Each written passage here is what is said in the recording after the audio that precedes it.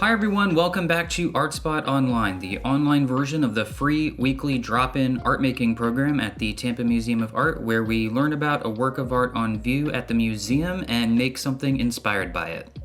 Today we're going to learn about a bronze horse figurine from the late 8th century BCE and add a fake verdigris finish to an old toy or knick-knack to make it look like it's from the ancient world. So during the Greek Dark Ages, from around 1200 to 800 BCE, painters and sculptors both started to use geometric patterns in their sculptures and painted decorations. The social upheaval of the Greek Dark Ages gave way to a more stable system of independently governed cities, and a clear and elegant geometric style emerged as the Greek Dark Ages came to a close. During this time, artisans began to decorate their pottery with stylized, sketchy silhouettes. Sculptors experimented with that same geometric style too, which we're looking at here in this cast bronze horse in that geometric style. Horses were a really popular subject in the time of Greek geometric art, and ancient Greeks honored horses in lots of different ways. Horses played an important role in myths, legends, warfare, sports, and obviously transportation. So because of their important roles in ancient Greek culture, horses are the most commonly depicted animal in ancient Greek art. And you can see horses portrayed in ancient Greek vase painting and sculpture in lots of different ways. You'll mostly see them pulling war chariots, but you can also see horses depicted as legendary and mythical creatures, heroes, and even gods. You can see horses depicted as beloved companions, and because they required extensive land and upkeep, horses were also symbols of wealth and power. This small bronze horse was probably created as a votive offering. So what is a votive offering? In ancient times, a votive offering was a gift to a god. Ancient Greeks believed that anything dedicated by a mortal became the property of a god. Unlike sacrifices where your gifts to the gods were destroyed, usually by burning, ancient Greeks would place votive offerings intact in the temples. And one of the main functions of Greek temples was as a storage place for these offerings. The temples themselves were a votive offering, something dedicated by the community as a whole to a particular god or goddess. Sometimes votive offerings were about fulfilling a promise that somebody made while they were praying. So for example, a merchant might promise to dedicate a statue to Poseidon, the god of the sea, in exchange for the safe transport of some valuable cargo. Votive gifts could also be a portion of the good fortune that a person believed that they had received from a deity. So, a farmer might give part of their harvest as a votive offering, right? A soldier might offer treasure that they won in battle. Votive offerings weren't just to give thanks for favors that were already received. Sometimes the offerings were made with a request for future favors, like that merchant we just talked about. People also made votive offerings after an earthquake or another natural disaster as a way of thanking the gods for sparing them. And without access to medical care, having an incomplete knowledge about disease, votive offerings were also made as a way of requesting that the gods, heal you. That's a really popular reason why you might make a votive offering to a god in ancient Greece. So like I mentioned in the intro, we're going to create a fake verdigris effect on an object that we already have in our homes. So what is verdigris? Well, verdigris is the natural blue-green tarnish that forms when copper, brass, or bronze is left outside and exposed to air and moisture, especially salt water.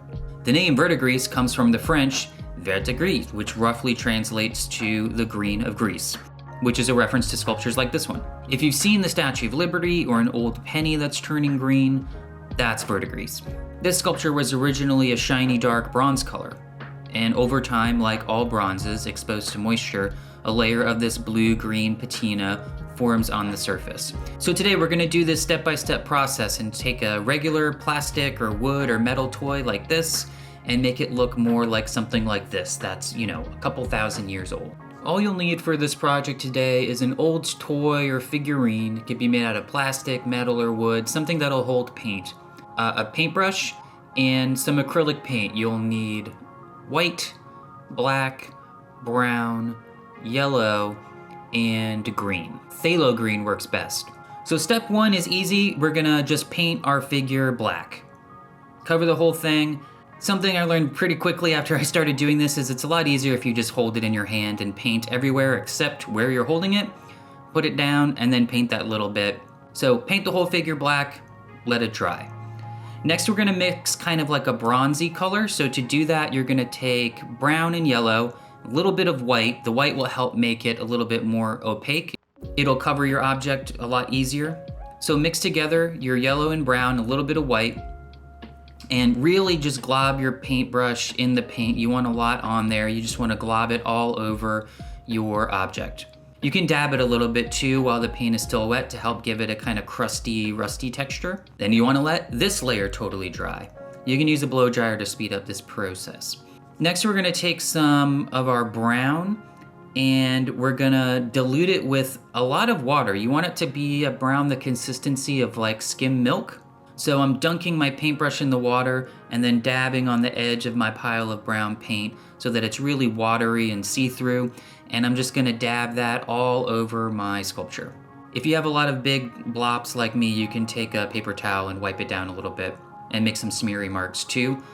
And you can probably guess what the next step is. We're gonna let it dry again. After this first layer dries, you're gonna repeat this step 1 or 2 times. You basically wanna have a nice hazy brown texture all over the whole object. You don't really wanna see individual brush strokes. So we let the brown layer dry, and then once that's dry, we're gonna mix our green color.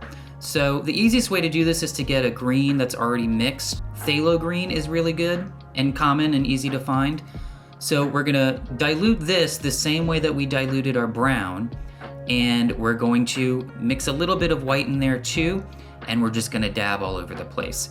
Every once in a while, I'm dunking back into my white and then dabbing some little white bits here and there, but then I'm always going back into the water and then dabbing all over, right? Again, you want this nice, flowy, organic texture, right? That kind of swirls all over the whole object. Just like the brown, you don't want it to look like brush strokes, right? You want it to feel like natural, like rain's been falling on this thing for, 2,000 years. So let this layer dry, and just like the brown, we're gonna do another layer in the same way. You might wanna add a little bit more white at this stage, let it dry again, and then you make the call whether or not you wanna do another layer. You could really do like 7 or 8 or 9, and it'll start to get really, really crusty. But after around the second or third layer, it starts to really look like an old, tarnished bronze sculpture. So while your last layer dries, you can do this bonus step of just digging around your house and trying to find something you can use as a base. I just found this old packaging that I'm just gonna paint black, and I'm done. I really, really had fun doing this one. It takes a little bit of time, but it ends up looking pretty legit in the end. So I'd love to see the sculptures y'all make. If you do this project at home, take a couple pics, post them to social media, and tag the museum. I'd love to see these guys. And that's ArtSpot for this week. Thank you so much for learning and making with the Tampa Museum of Art. And special shout out to Annabelle. Thank you so much for donating your old toys so that I could actually do this project. If you like this video, click the thumbs up and make sure you click subscribe so you don't miss any future videos, and I'll see you next week.